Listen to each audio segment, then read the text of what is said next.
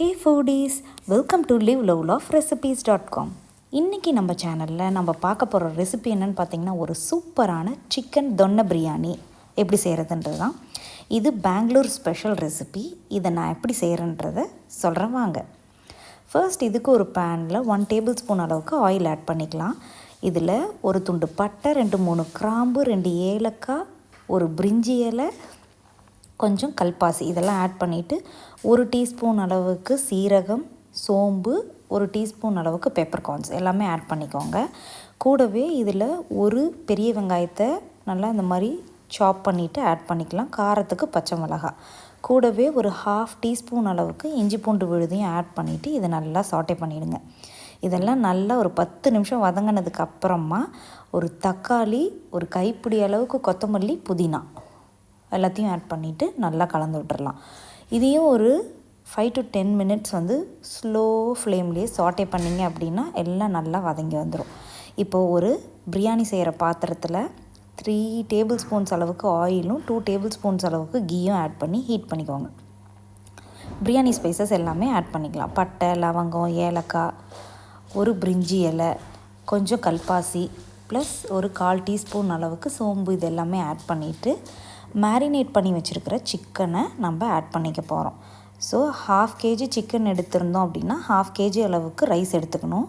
சிக்கனில் என்னென்ன போட்டு மேரினேட் பண்ணியிருக்கேன்னு பார்த்தீங்கன்னா, இஞ்சி பூண்டு விழுது, 1 டேபிள் ஸ்பூன் அளவுக்கு தயிர், 1/4 டீஸ்பூன் அளவுக்கு மஞ்சள் தூள், ஒரு 1 டீஸ்பூன் அளவுக்கு காரமான தனி மிளகாத்தூள், ஒரு 1/2 டீஸ்பூன் அளவுக்கு காஷ்மீரி மிளகாத்தூள், 2 டீஸ்பூன்ஸ் அளவுக்கு கொத்தமல்லி தூள், இது எல்லாத்தையுமே ஆட் பண்ணிவிட்டு ஒரு 1/2 அன் ஹவர் நல்லா அந்த சிக்கனை சோக் பண்ணி வச்சுருந்தேன். அதை தான் இப்போ ஆட் பண்ணியிருக்கோம். சிக்கன் ஆட் பண்ண கையோடவே நம்ம அரைச்சி வச்சுருக்கிற அந்த மசாலா பேஸ்ட்டையும் ஆட் பண்ணிக்கலாம். இது நம்ம வெங்காயம், தக்காளி, புதினா, கொத்தமல்லிலாம் போட்டு வதக்கணும் இல்லையா, அது நல்லா ஆற வச்சு விழுதாக அரைச்சாச்சு.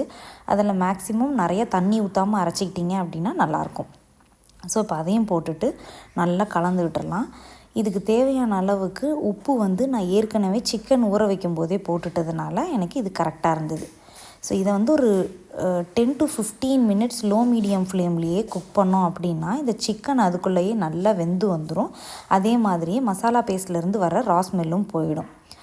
இப்போது அரிசி டு தண்ணி ரேஷியோ பார்த்திங்கன்னா, 1 கப் ஜீரக சம்பா ரைஸ்க்கு 1.5 கப் அளவுக்கு தண்ணி வேணும். நான் இன்றைக்கி பார்த்திங்கன்னா 2 கப் அரிசி யூஸ் பண்ணியிருக்கேன்.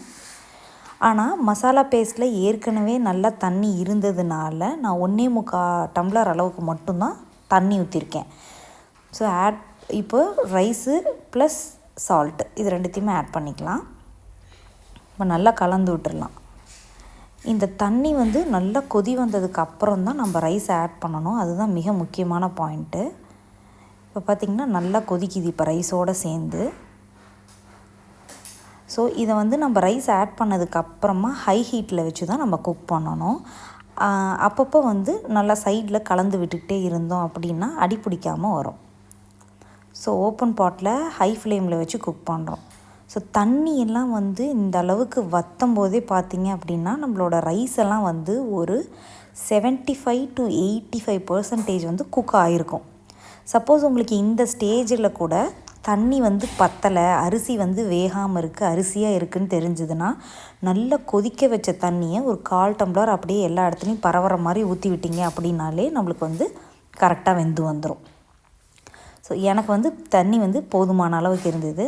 அதனால் நான் அப்படியே க்ளோஸ் பண்ணி இன்னும் கொஞ்சம் நேரம் வச்சுருக்கேன்.